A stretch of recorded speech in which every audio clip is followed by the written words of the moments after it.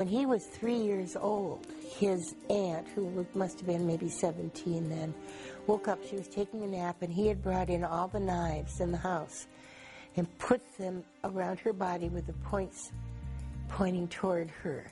Now, that's not typical 3-year-old behavior, and he was standing there grinning. Most people probably know Ann best from her very first book, The Stranger Beside Me, which told the haunting story of her personal relationship with Ted Bundy. I couldn't resist asking the question she's heard thousands of times. I have to laugh, Perella, because one time I had surgery, and I was lying on the table, and the nurse bent over me, and she said, "Ann, can I ask you something?" And I said, "Sure." And I thought, about my condition.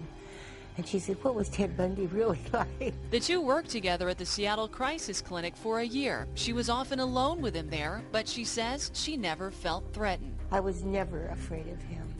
The interesting thing was that I took my dog, who loved everybody. She was a big old mutt, German Shepherd collie, lab, I don't know what all.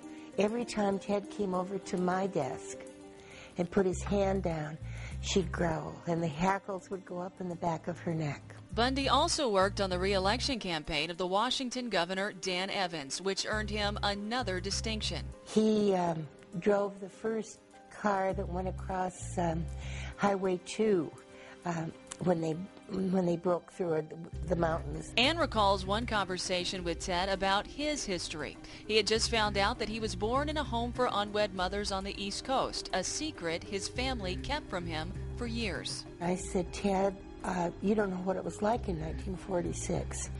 She did everything she could to keep you. She couldn't take you home right away. And of course, there's that failure to bond that we understand now. I think probably Ted's grandfather was his biological father." It's been 3 decades since the first book, and Ann has made her fortune writing about not just the crimes themselves, but the days, months, and years leading to them. She hopes to educate as well as inform her readers on the telltale signs of danger and ultimately keep them safe. That's what I'm supposed to be doing. If I can save even one, and I know I've probably saved a couple of hundred, that takes away my feeling of guilt that I'm making a living from somebody else's tragedy.